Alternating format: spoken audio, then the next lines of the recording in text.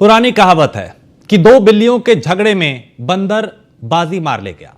कुछ यही हुआ फिरोजाबाद में, जहां दो पक्षों के जमीन के झगड़े में अधिकारियों ने बाजी मार ली और रिश्वत के बदले जमीन बेनामा करा के दूसरे पक्ष के फेवर में आदेश कर दिया।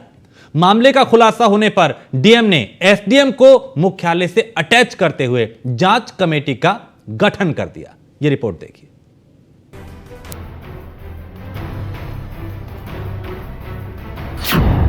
दो पक्षों के झगड़े में अधिकारियों का खेल, रिश्वत के नाम पर जमीन का घालमेल, 45 बीघा जमीन का बेनामा सस्ते में, पीड़ित को मिलेगा इंसाफ या मामला ठंडे बस्ते में। एसडीएम कोर्ट के एक फैसले पर विवाद गहरा गया। आरोप है कि दो पक्षों के झगड़े में मलाई अधिकारी खा गए। दरअसल एसडीएम सिरसागंज विवेक राजपूत ने 75 बीघे जमीन के विवाद का एक फैसला एक पक्ष के फेवर में किया, तो दूसरे पक्ष ने आरोप लगाया कि इस फैसले के एवज में अधिकारियों को रिश्वत के तौर पे इस जमीन का एक बड़ा हिस्सा मिला है। पीड़ित पक्ष ने इसके सबूत देते हुए दावा किया कि एसडीएम द्वारा फैसला देने के सिर्फ 5 दिन के अंदर ही इस जमीन के कई बेनामे एसडीएम, नायब तहसीलदार, लेखपाल के करीबियों के किए गए। जो है हमारे और हमारे भाई की चल रही थी, इसमें विवाद चल रहा था जिलाधिकारी सिरसागंज के यहाँ। अभी तक हम ये समझते थे कि गुंडे जो है माफिया हुआ करते हैं, अब प्रशासनिक अधिकारी भी जो है माफिया हुए हैं। जिलाधिकारी महोदय ने अपने हिसाब से जो है उसमें आदेश कर दिया और 11 तारीख को आदेश खतौनी पे चढ़ गया, 12 को बेनामे हुए, जिसमें जो है बंदरबांट अधिकारियों ने कर लिया। उप जिलाधिकारी विवेक कुमार सिरसागंज व नवीन कुमार नायब तहसीलदार जो शुकाबाद में आ गए हैं, एवं अभिलाष सिंह, इन सभी लोगों ने मिल करके जो है अपने अपने रिश्तेदारों के हक में जो है बेनामे करा लिए और हम टापते रह गए। दूसरे इन्हीं के साजिश से हमारी फसल जो थी वो मक्का, मूंग और क्या नाम है बाजरा, ये सब रात में जुतवा दिए। क्या है पूरा मामला? श्रीमती भगवती कुंवरी की 75 बीघा जमीन थी। उनकी कोई औलाद नहीं थी। योगेंद्र कुमार को भगवती कुंवरी ने गोद लिया, लेकिन दूर के रिश्तेदार प्रदीप कुमार, प्रवीण कुमार, प्रशांत कुमार और मनोज कुमार एक वसीयत होने का दावा कर रहे हैं। प्रदीप कुमार और योगेंद्र कुमार के बीच 75 बीघा जमीन पर स्वामित्व को लेकर विवाद कई साल से चल रहा है। आरोप है कि 7 जून को एसडीएम ने एक ऑर्डर प्रदीप कुमार और अन्य के पक्ष में किया। बस यही विवाद का विषय बन गया, क्योंकि गुपचुप तरीके से हुए इस ऑर्डर के 4 दिन बाद 11 जून को प्रदीप कुमार व उनके अन्य साथियों के नाम खतौनी में चढ़ गए। ठीक एक दिन बाद यानी 12 जून को सभी जमीनों के बेनामे हो गए। आरोप है कि जिन लोगों ने जमीनें खरीदी हैं वो सभी एसडीएम, नायब तहसीलदार, एआरके के करीबी लोग हैं। किन बेनामों को लेकर अधिकारियों पर आरोप लगे हैं, जरा इसे समझ लीजिए। विवेक राजपूत एसडीएम, करीबी अर्जुन गुज्जर, दीपक राजपूत, नवीन कुमार नायब तहसीलदार, करीबी महिपाल सिंह चाहर, राजश्री चाहर, अनीता सिंह, एआरके लेखपाल, अभिलाष सिंह, करीबी सर्वेश सिंह, हरीश धनगर जिला पंचायत सदस्य, करीबी प्रवेश कुमार। आरोप में दम इसलिए भी नजर आ रहा है कि जमीन के सारे बेनामे एक ही तारीख को एक ही दिन में हुए। और क्या इसे महज इत्तेफाक कहेंगे कि जिन इलाकों से इन अधिकारियों के ताल्लुक हैं, खरीदार भी उन्हीं इलाकों से हैं। जमीन की इस बंदरबाट के बाद प्रशासन का तांडव शुरू हुआ। 15 जून की रात को पूरी जमीन पे खड़ी फसल पे ट्रैक्टर चला दिया गया। पीड़ित किसान ने पुलिस चौकी से लेकर डीएम तक शिकायत की, लेकिन अब तक पीड़ित की कोई सुनवाई नहीं हुई है। यही वजह है कि फिरोजाबाद के जिला अधिकारी रमेश रंजन ने 4 अधिकारियों की जांच कमेटी बना के जांच शुरू करा दी है और तत्काल प्रभाव से एसडीएम विवेक राजपूत को सिरसागंज से हटाकर मुख्यालय से अटैच कर दिया गया। वहीं नायब तहसीलदार नवीन कुमार को सिकोहाबाद तहसील में संबद्ध कर दिया गया। देखिए, योगेंद्र कुमार जी के द्वारा जो दुधैनी गांव के रहने वाले हैं, तहसील सिरसागंज के, 24 जून को एक शिकायती प्रार्थना पत्र प्रस्तुत किया गया था जिसमें उनके द्वारा कहा गया था कि 7 जून 2024 को एसडीएम न्यायालय से किसी कोर्ट में एसडीएम न्यायालय की कोर्ट से कुछ आदेश हुई थी और उस आदेश के बाद 12 जून 2024 को उसी तहसील के कुछ अधिकारियों के रिश्तेदार और करीबियों के द्वारा उस जमीन का बैनामा निष्पादित किया गया था। ये उनके द्वारा एलिगेशन लगाया गया था। तो उस एलिगेशन में निष्पक्ष जांच करने के लिए तत्काल वहां से तहसील से जो हमारे एसडीएम थे और नायब तहसीलदार जिनके पास तहसीलदार का प्रभारी चार्ज था, उन लोगों को वहां से ट्रांसफर कर दिया गया था। और उसके बाद उसकी निष्पक्ष जांच होने के लिए एक उच्च स्तरीय कमेटी बनाई गई। जमीन के फैसले के बदले जमीन की रिश्वत का आरोप बेहद गंभीर है और सवाल खड़े करने वाले हैं, क्योंकि एंटी भूमाफिया सेल जैसे उपक्रम सरकार ने भूमाफियाओं से गरीबों को बचाने के लिए खड़े किए हैं, लेकिन आरोप जब उन्हीं जिम्मेदारों पर लगे जिनके ऊपर भूमाफियाओं से निपटने की जिम्मेदारी है, तब मामला और गंभीर हो जाता है। Bureau report, news one India.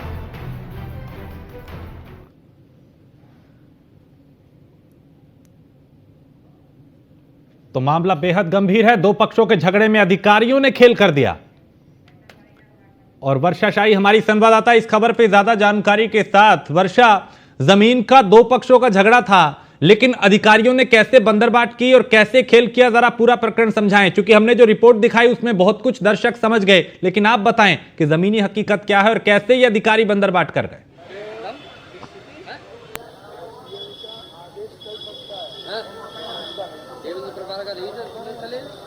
कोई नहीं बोलता, बिल्कुल नहीं बोला।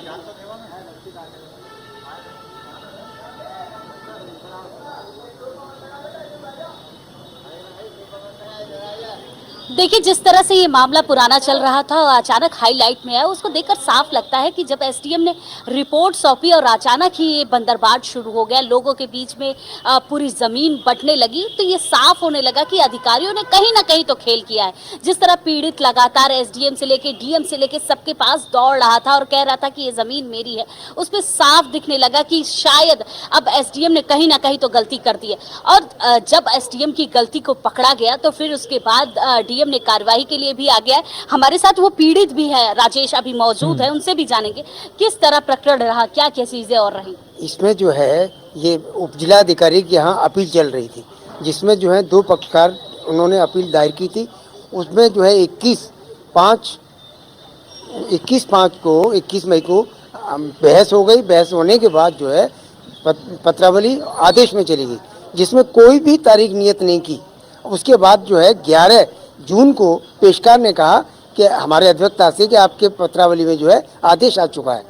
अधिवक्ता ने कहा पत्रावली कहाँ है कि वो भी आ रही है, तो उसने जो है सवाल नकल डाल दिया। आप एसडीएम से मिले थे फिर दोबारा आकर कि ये कैसे हो गया, अचानक कैसे हमारी आदेश आ गया? नहीं, एसडीएम नहीं मिल पाए, नहीं मिल पाए। डीएम से कोई मुलाकात? डीएम से जो है तारीख 24 को मुलाकात हुई। उनको हमने अपना एक पत्र भी लिख करके दिया, उन्होंने उस पत्र को देखा और रख लिया और कहा कि हम देखेंगे। आदेश आने के बाद आपके उस इलाके में क्या हुआ जो आपका 110 बीघे का जमीन था? उसमें जो है आदेश होने के बाद जो है तारीख 15 को जिला पंचायत सदस्य जो है हरीश धनगर, जो रुधैनी का ही रहने वाला है, उसने जो है कम से कम 5, 7, 8 ट्रैक्टरों के द्वारा रात को जो है खड़ी फसल जो थी उस पर हैरो चलवा दिया।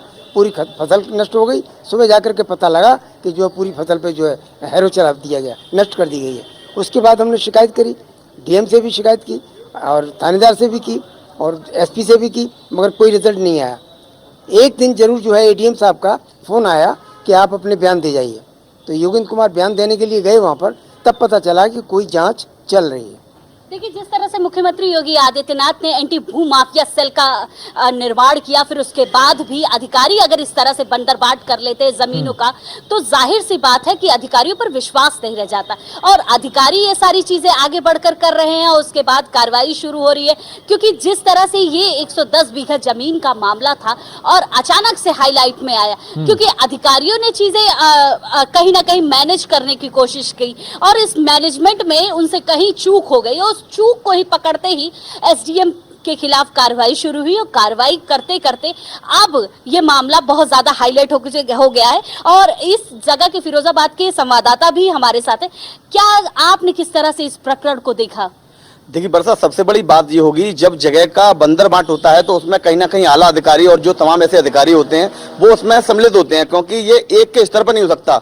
ये एसडीएम के पास गया, एसडीएम से तहसीलदार के पास गया, उसके बाद फिर लेखपाल के पास गया, तो कहीं ना कहीं मैं मानता हूं इसमें जो जितने भी आला अधिकारी जो मिले हुए हैं, सब अधिकारी के अधिकारी इनमें बंदर बांट हुआ है। कोई ना कहीं पीड़िता ने अपनी बात को रखने के लिए आला अधिकारियों से बात की, डीएम को भी लिखा, कहीं बात की गई, मगर उन लोगों ने इसका ध्यान नहीं दिया। आखिरकार ऐसे लोगों पे कार्रवाई कब नहीं हो पाएगी, सरकार क्यों नहीं करना चाह रही है? क्योंकि अगर जो पीड़िता है वो अपनी फिर शिकायत करता रहेगा तो कहीं ना कहीं बरसा मैं मानता हूं सरकार को इसमें एक्शन लेना चाहिए और ऐसे लोगों से जो पीड़ित है उसके न्याय दिलाना चाहिए। बिल्कुल, देखिए जिस तरह का ये मामला है राजेश, उसको देखते हुए साफ लग रहा है कि अधिकारियों पर विश्वास कहीं ना कहीं कम हो गया, क्योंकि अधिकारी ही जब ऐसी चीजें करेंगे, जिस तरह से मुख्यमंत्री ने ये पूरा सेल बनाया हुआ है एंटी भू माफिया का, उसमें भी यही अधिकारी होते हैं, यही अधिकारी सारी कार्रवाई करते हैं, यही अधिकारी आगे आते हैं। लेकिन इन अधिकारियों के द्वारा जब ऐसी प्रक्रिया की जाती है, क्योंकि कमेटी तो जिलाधिकारी ने बना दी, लेकिन क्या उस पर भी पर्दा डालने की कोशिश की जा रही है? दिया जाए, अपने लोगों में जमीनें बांट दिया जाए, तो शायद पीड़ित दर दर की ठोकरें ही खाएगा, क्योंकि वो अधिकारी के पास जाएगा, नेता मंत्री के पास जाएगा, अपनी शिकायतें करेगा और शिकायतें करके चीजें मैनेज कराएगा। लेकिन कहीं ना कहीं ये चीजें मैनेज हो जाती है जब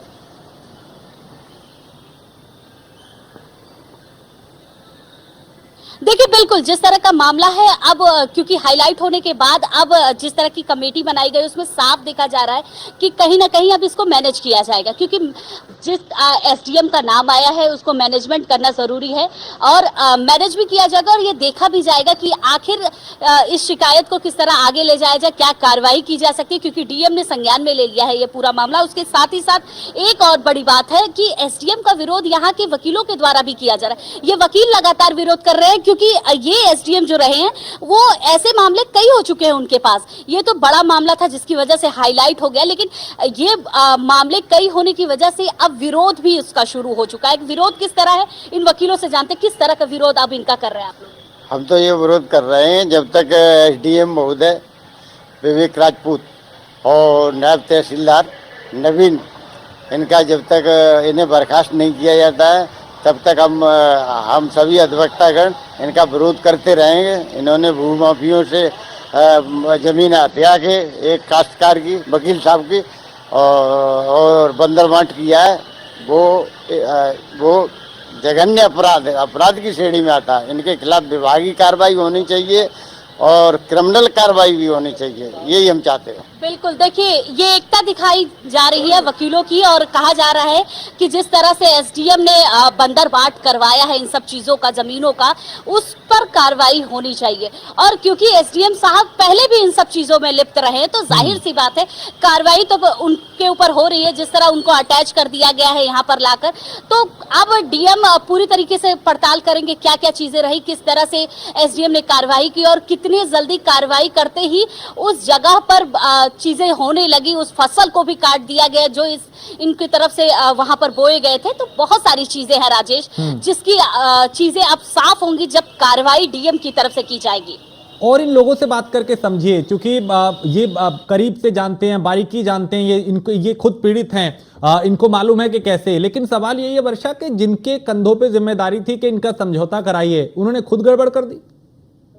बिल्कुल सही बात, जिन कंधों पर जिम्मेदारी दी गई थी कि शायद एसडीएम साहब के पास ये केस जाएगा, एसडीएम साहब ये केस सॉल्व करेंगे, लेकिन उसके बावजूद एसडीएम साहब ने मैनेजमेंट कर लिया और एसडीएम साहब मैनेजमेंट कर अपने ही लोगों में ये सारी चीजें मैनेज करते हैं कि इतने परसेंट में हम ये जमीन हटाते हैं और आप इतने परसेंट में मैनेज कर लीजिए। लेकिन उसके बाद भी बहुत सारे लोग ऐसे हैं जो एसडीएम साहब का विरोध कर रहे हैं। आपके पास ये केस जाएगा, एसडीएम साहब ये केस सॉल्व करेंगे, लेकिन उसके बावजूद एसडीएम साहब ने मैनेजमेंट कर लिया और एसडीएम साहब मैनेजमेंट कर अपने ही लोगों में ये सारी चीजें मैनेज करते हैं कि इतने परसेंट में हम ये जमीन हटाते हैं और आप इतने परसेंट में मैनेज कर लीजिए। लेकिन उसके बाद भी बहुत सारे लोग ऐसे हैं जो एसडीएम साहब का विरोध कर रहे हैं, तो बहुत सारी चीजें निकल कर भी आ रही है। एसडीएम साहब इससे पहले भी कुछ चीजें कर चुके हैं, किस तरह की चीजें रही हैं? मैं समझता हूँ एसडीएम साहब हर केस में पक्षपात करते। कई केस मैंने लड़े हैं उनके कोर्ट में। एक पैगू का मामला था, उसमें न तो उन्होंने कानून को माना, ना प्रोसीजर को माना, मनमाने तरीके से ऑर्डर कर दिया। इस घटना के बाद मुझे लगता है कि उस केस में भी निश्चित रूप से कहीं न कहीं घोटाला हुआ। जहाँ तक भाई साहब के मामले का सवाल है, तो मैं समझता हूँ कि उत्तर प्रदेश सरकार ने जो स्कीम बनाई थी कि भूमाफियाओं पर जो है शिकंजा कसा जाए, और शिकंजा कसने के लिए जो माध्यम है सरकार के पास वो अधिकारी होते हैं। जब अधिकारी ही जो है भूमाफिया बन जाए तो मैं लगता है कि फिर समाज में कोई सुरक्षित नहीं रहेगा, न कोई संपत्ति सुरक्षित रहेगी। और मेरे विचार से ये मामला जो है एक घोटाले तक सीमित नहीं, ये बहुत बड़ा अपराध है, ये सामाजिक अपराध है। जब न्यायपालिका जब जुडिशियल वर्क करते हैं तो वो न्यायिक अधिकारी होते हैं, न्यायिक अधिकारी की हैसियत से मुकदमों का डिस्पोजल करते हैं, और न्यायिक अधिकारी जो है न्यायिक वर्क में, न्यायिक कार्य में और इस तरह की व्यवस्था करें कि सेटिंग कर लें और ये कह दें कि 55 बीघा जमीन हमें चाहिए और शेष जमीन आपकी, और 10 तारीख को आदेश कर देते हैं और 11 तारीख को बेनामे हो जाते हैं, और रात में खतौनी में नाम चढ़ जाता है और बेनामा में लिखा जाता है कि टुकड़ों में हम बहुत पहले पैसा दे चुके हैं। वर्षा, समझ में आता है कि कैसे यहां पे दो पक्षों का विवाद था, लेकिन अधिकारियों ने, जिनके कंधों पे जिम्मेदारी थी विवाद सुलझाने का, उन्होंने ही यहां पे बड़ा खेल कर दिया। फिलहाल बहुत शुक्रिया वर्षा, यहां एक छोटे से ब्रेक के लिए रुकेंगे, ब्रेक के उस पार आपको कुछ और खबरें